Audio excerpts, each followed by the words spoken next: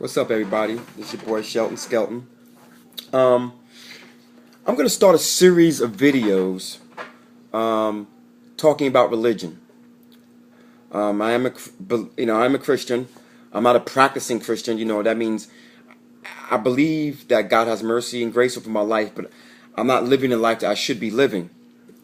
But I did study the Bible, and I was actually at one time studying to become a minister. A lot of you guys might not know that. But it's hard. Oh my God, it's hard to live the life, man.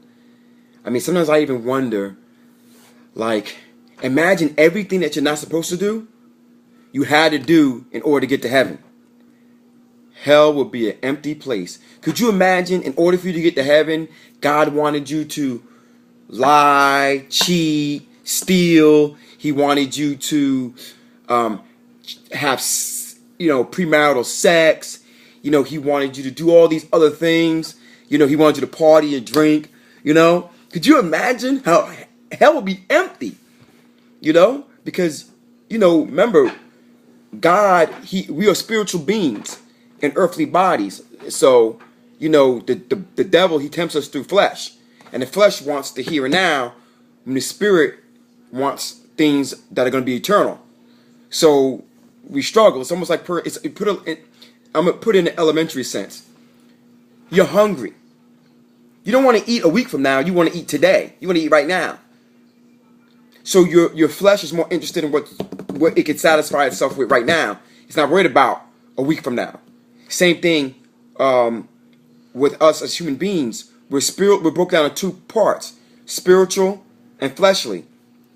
The fleshly person wants right now. The spiritual desires to do what's good in God's eyes and prepare itself for the eternal. Okay? But the subject matter I'm going to talk about today, I'm going to break this down to 2 or 3 videos. But right now I'm going to talk about permissive will. You hear a lot of people, they kind of get confused. They say, why would God allow people to get killed, children to be molested, starvation in Africa? Why would these things happen? If there's a God, if there truly is a God, this is things that a lot of atheists say. If there's a God, why would God let there be cancer? Why would God let there be diseases? Why would God let kids drown in pools in the summertime? Why did my friend get killed? Why is this? Why is that? God has, in this world, he has a permissive will. He has a good will. God has his good and perfect will. He has his personal will for your life, and he also has a permissive will. He has to have a permissive will in order for us to have a free will. See, we have a free will to do good and evil as human beings. So in other words, in God's good and perfect will, he does not want people to be starving to death in Africa. He doesn't want that to happen. But he allows it to happen through his permissive will in order for we as human beings to have our free will. I'll show you what I'm talking about. All of us, each one of us have a right.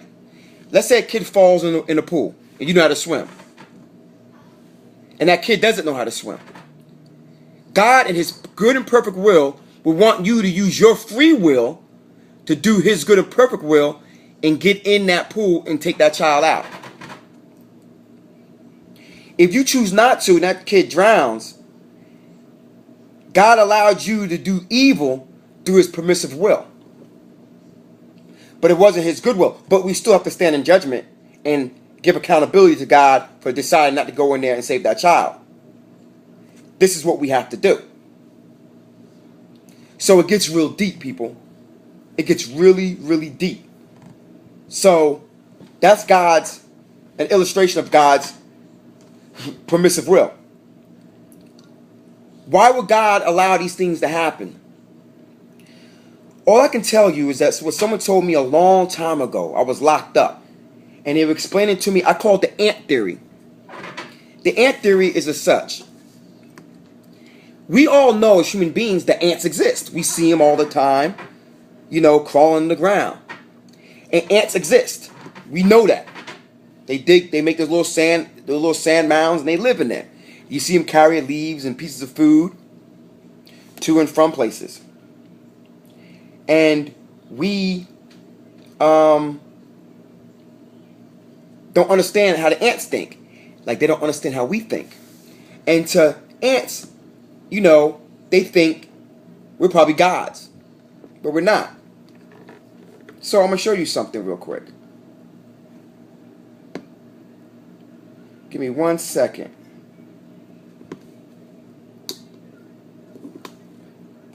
If you take something like an ant, and the ant sees something like an iPhone, okay?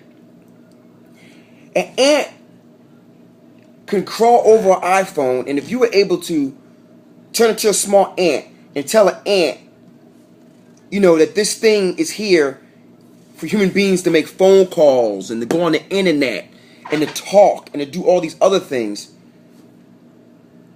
the ant couldn't conceive it. It couldn't understand that all this whole entire world exists beyond it. It doesn't make any sense to the ant. To the ant, it's like, you know, get the fuck out of here. You know what I mean? What are you talking about? iPhones and televisions and cars and motor vehicles. The ant cannot conceive that such an intelligent species exists. The ant, to it, this iPhone makes no sense. This iPhone makes no sense to the ant because it can't even conceive it. He can't even conceive that a technology exists, or why would human beings even need such a thing?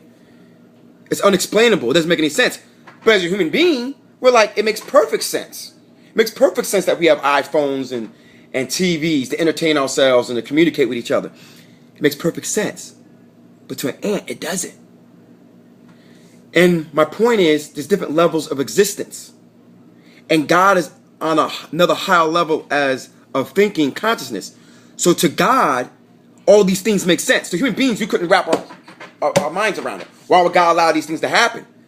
But when we die and we meet God, and God is able to show us some of these things, it would make sense to us.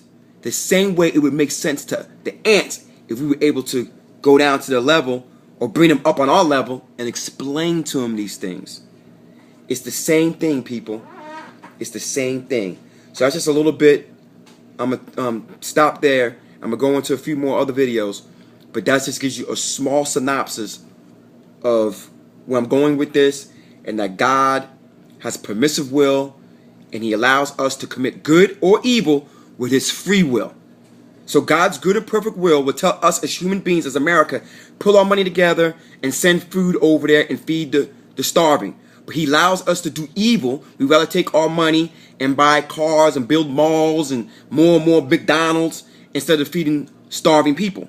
So He allows us to go through, He allows us through His permissive will to do evil and let people starve to death. Why does He let those people suffer? I don't know. But it's because God is on a different level.